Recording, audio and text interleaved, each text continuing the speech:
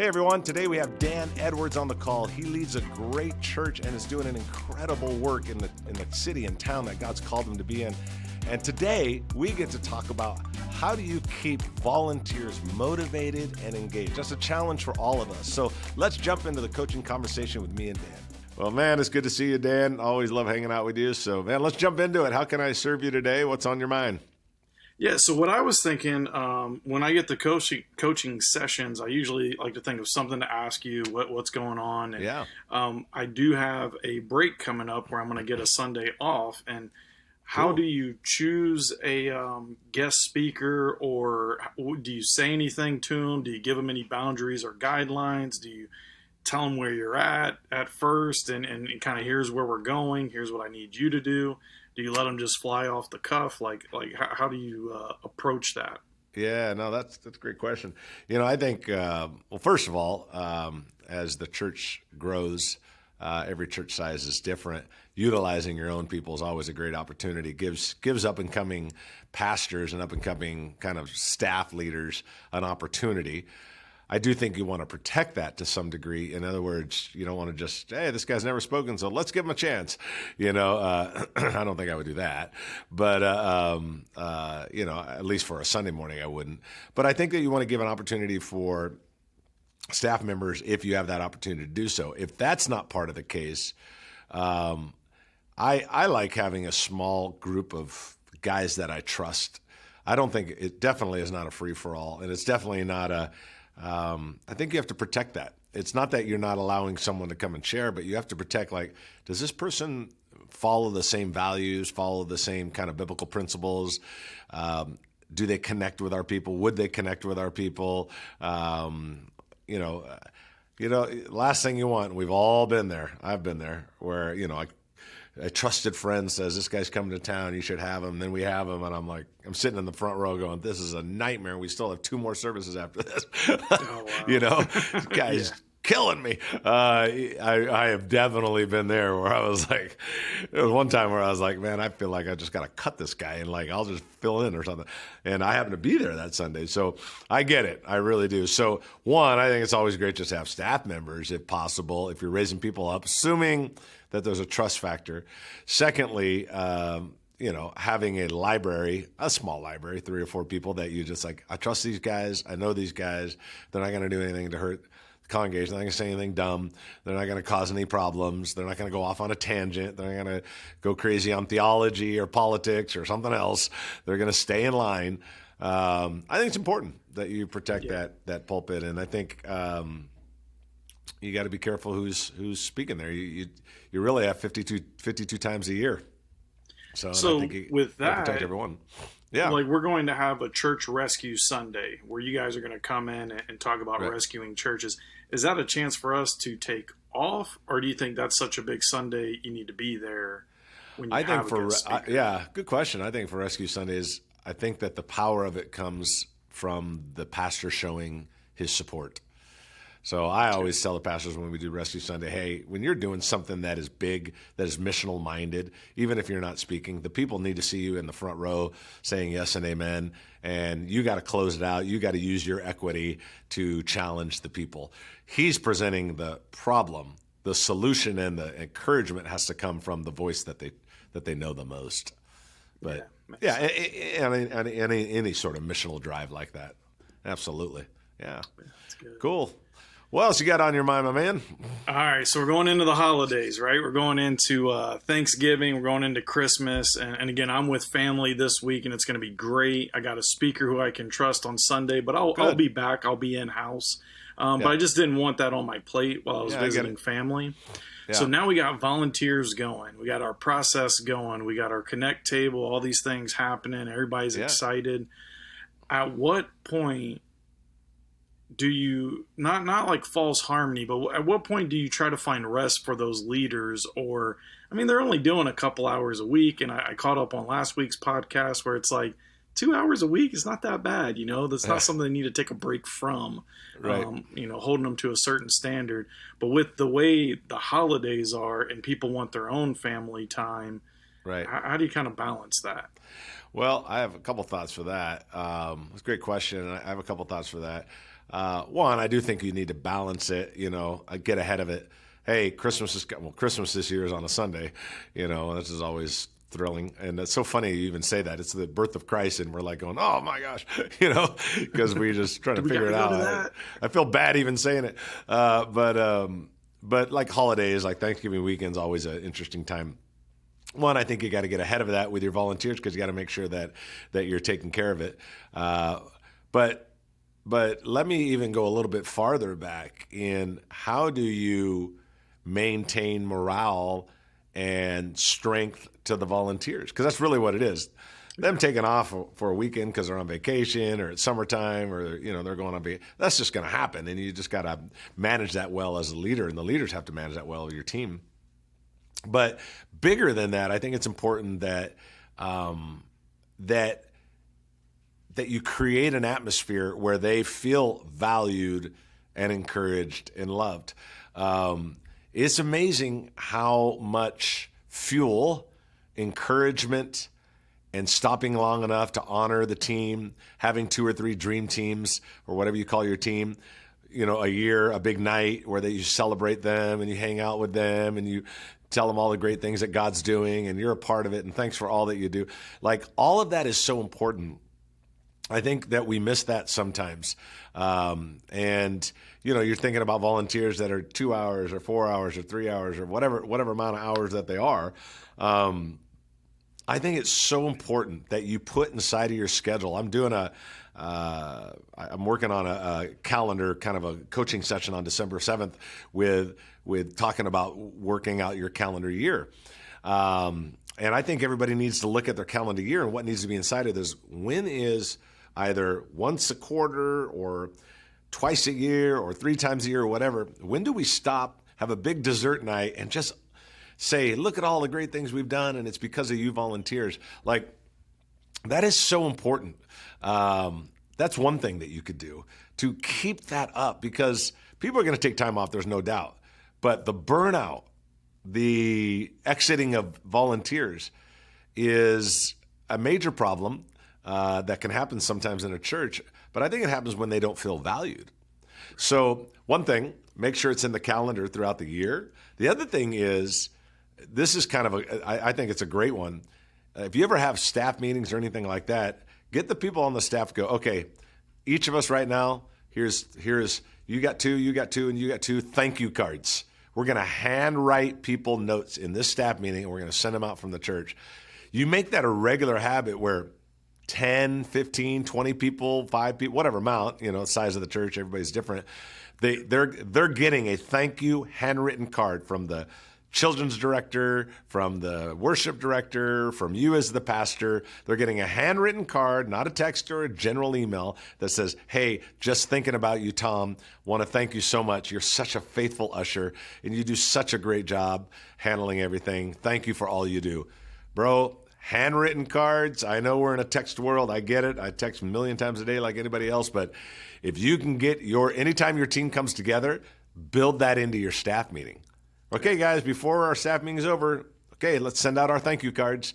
Everybody got some, writes them out, puts them inside the envelope, and you guys mail them out from the church.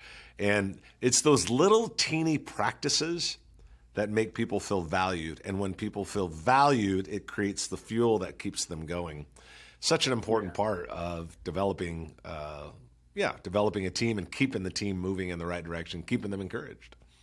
So we got a Christmas party coming up, December 11th. Oh, that's awesome. And that's kind of our time to honor everyone. Yeah. So we got, more than 100% attendance, which is funny. Everybody's coming to this thing. It's free. It's nice. We're doing like a ornament exchange and a white elephant kind of gag gift exchange in the middle. Yeah. So my thoughts were also to get individual bags for everybody that's signing up. And, little gift cards, $10, $15, a couple of those, and just kind of thank everybody and have a moment there to thank everybody. But that's one thing we're doing as a church to celebrate. So then again, you think once a quarter? Oh yeah, 3 or 4 times a year, and it doesn't have to be fancy. It doesn't have to be. It could be a dessert night, and just hang out, give away a couple gift certificates to wherever, honor a few people, 2 or 3 key people. One thing is always have 10 minutes or so, or however long that is. I think at a Christmas one, keep it more festive, but throughout the year, there should be 10 or 15 minutes of, let me give you 4 big things that have happened since the last time we've met. We've seen this many people come to Christ. We baptized this many people, blah, blah, blah, blah. Here's a great story. Maybe someone has a great story and they write you an email because, maybe they're not going to be there at night. Let me show you a great email from a family that started coming to our church, or for someone that we prayed with at that outreach we did. Like, people got to feel like what they're doing matters. And if you got to show that to them, because they're not getting all the stories that you're getting. They're not hearing all the stuff that you're hearing. So it's so important that throughout the year that they have an opportunity to hear, like, oh, okay, so you literally got to say, so you might think, oh, okay, big deal, I'm a greeter. Yeah, well, here's a lady that said she went through a divorce. She felt like her family was rejecting her, and she felt like this was a place where she felt at home, and she got loved, and she got cared for, and whatever. You know what, greeters? Point at some of your greeters. You made that happen. You know what, worship team? You gave her that experience that she just, started crying during worship, had never experienced. Like, do you see how you're attaching what they do to the result? And when you attach what they do to the result, then they feel like what they do matters. And they have to feel like what they do matters. Otherwise, they just feel like they're, doing a little checklist and doing your to-do list. And they got to feel like, man, what we do matters. It really does matter. So that's such an important part. So make sure that, maybe you could do a little 5-minute thing at Christmas. I would definitely do something short at Christmas, but keep it as a bigger part of your other times throughout the year. Let them feel loved, encouraged, and what they do matters. That's really important. And you can do that with a few stats, but numbers tend to numb people. So just do a few stats, but then also give 1 or 2 stories. Give 1 or 2 stories. And hey, maybe someone invited someone. Maybe someone had a mother or cousin visit, and man, they really got touched. And so your volunteer stands up and goes, my cousin was here 4 weeks ago. This was their experience. And just giving those testimonies and those stats makes people feel like what they're doing matters. So really important, because that's what is actually the fuel. That's the gasoline to the tank. Here's the thing I always say. People want to get paid for their job. You have a side business. You want to get paid. My dad did construction all his life. He goes and hangs the door and expects the check. He wants to get paid. Too. Now, if he works for someone and the guy goes, oh, dude, I forgot the checkbook and I'll give it to you Monday. Okay. You might do that 2 or 3 times for someone, but after a week of 2 of them not paying you, you're like, I'm not doing any more work until you pay me. Okay. Everybody wants to get paid for what they do. Volunteers, they don't get paid money. So how do they get paid? They get paid with fruit. You know what that fruit is? It's the things we do as a church. And how do they know about that fruit? Because you bring it to their attention. Remember, Dan, everybody wants to get paid. So pay them. But volunteers get paid with fruit. So show them the fruit of what you do. Because if you don't get paid, you want to quit. And that's why we have so much turnover in volunteers, because they're not getting paid. It is a good time to plug that, like in your giving talks and offering. We do like short little 1 minute and a half or something giving talks. We pray over offering. But is that a good time to share those stories? I think that personally, I like sharing the volunteer stories. I like telling the impact stories. Like, hey, this people got saved. This happened at those events. I'll get to the offering thing in a minute. At the events we just talked about 2 or 3 times a year, whatever you decide to do. If you have a rally, a kind of a huddle before the service where it's like 10 of you pray before the service, do it there every week. Give one thing. Hey, just want to tell you what happened this week. Hey, just want to tell you what happened this week. Something every week that kind of gives them a little injection of encouragement. There. Now, in the generosity part, in the offering part, what I recommend, and again, I'm not saying that you couldn't do that once in a while, I recommend impact and then plugging it to how their giving helped make that happen. Right. So with volunteer, hey, your volunteerism helped make that happen. Hey, this week we sent 5 kids to camp, 20 kids to camp. This happened, that happened. Or, hey, we, just want to let you know that we were able to give out 100 turkeys to people during time of need or whatever.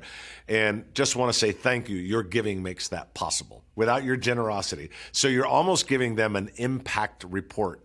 And, you might not be able to do that every week, but if you could do that a couple times during the offering, a little 1 minute, like, hey, here's what happened, and your giving makes that possible. It does not happen without your giving. That is a great time to tell stories. Great time to tell stories at the offering, but attach it to their giving for sure. Yeah. I mean, that's great. That's good. Yeah. One of the last things I wanted to ask you, I have staff, and Danielle is one of my workers, and she kind of does everything. We've merged 3 failing mindsets and 3 failing churches, and she's just had a workload on her this year. And I told her, you can't pick up the computer today all the way till Sunday. You can't even pick it up. You can't do any work. We're done with that, and that's very hard for her to do. Well, me and my wife, we wanted to surprise them with a little getaway for a night. So it'd be 2 days at a water park, indoor water park, because it's going to be snow on the ground here soon. And one night for her and her kids. And, one is that okay? You're a small church, small budget, but we definitely have it. Yeah. And we figure that's a good culture to create. Yeah. And I mean, I guess you can reproduce those kind of things, or is that just something you can get away with as a small church? Oh no, dude, absolutely. You should do it. Absolutely. 1 night getaway. I mean, come on, do it. Right. Absolutely. Any way that you can honor them, any way you can honor your team. And even people that get paid, they need to be honored as well. That's the thing is, like, especially with staff, I was talking to a church recently, and they got they probably got 15, 20 staff members. It's it's a church of 1,000. But I was like, hey, raises are important. There's no doubt. But you know what? You give someone a night out or a night away or 2 nights away, or you figure out someone to take their kids, and then husband and wife go away for 2 days, and you just bless them, buy them a couple really fancy dinners or whatever. You might spend $1,200, but guess what? You're going to get about 9 months of they love you. And, you give someone a raise and you got to keep paying that every week. You give someone a blessing one time, you don't have to pay that every week. And not that they don't deserve a raise. That's not what I'm saying. But what I'm saying is not everybody's motivated by the raise, although I think it's important. Some people are motivated by feeling that you thought of them. And I just want something for her and her family. Yeah. Time to get away. She doesn't have to clean. She doesn't have to do anything. Right. And she gives so much to us. I mean, she's worth way more than her weight and paycheck. Yeah, sure. Absolutely. Absolutely. And again, I was talking about that church that's got 15, 20 employees, 1,000 people in the church. They got a couple people on there. And I was telling the pastor, I said, hey, that lady that works here, she works here, part-time, and you want to give her a little bit of a raise. Now, again, you got to keep paying that over and over and over, and they can afford it. But, bro, that's not what she wants. Have you thought about what her husband does? They're not hurting, buddy. They're, and what their tithe looks like. I don't know what it looks like. He goes, oh, yeah, they're one of our biggest tithers. I go, you giving her $1 an hour raise or $3,000 for the year raise, send them away for 2 days and watch what happens. So he did. He calls me up. He's like, dude, it was unreal. Because that's what they want. They want to feel valued. Now, some people want the raise because they need the money, and that's the way they feel valued. But you got to know how people feel valued. And I think that's a good thing. So, yeah, absolutely. Yeah. Figure out how they feel. It's almost like applying those 5 love languages, but to your employees and to people. And exactly. There's a certain way that a gift means more than direct attention means more. And 100%. Yep, you nailed it. 5 love languages. No, my mentor told me one time. My personal coach told me. I've had the same coach for years. He told me, he goes, if you want to know how people feel valued when they hire them, ask them. And I'm like, duh. And you know what I did? I started doing with employees I was hiring. I was like, what? Tell me a time. Like, say I was hiring you. I'd say, tell me a time, or about to hire you. It's an interview process, whatever. Tell me a time where you felt most valued, where a former boss was like, man, you just felt so valued. Okay. Whatever they say is probably how they feel most valued. They like public praise. They like personal gifts. You're going to figure out really quick by just asking them. And then if you know their love language, like you just said, Dan, then follow that love language. It's not Yeah. just Well, we follow talk love about, language. you mentioned a former boss, and you know, I got one of those, and I got a lot of stories I've told you before. Oh but yeah, the if best he stories on the would've planet. just told me I did a good job or I did something well, it would have meant the world to me.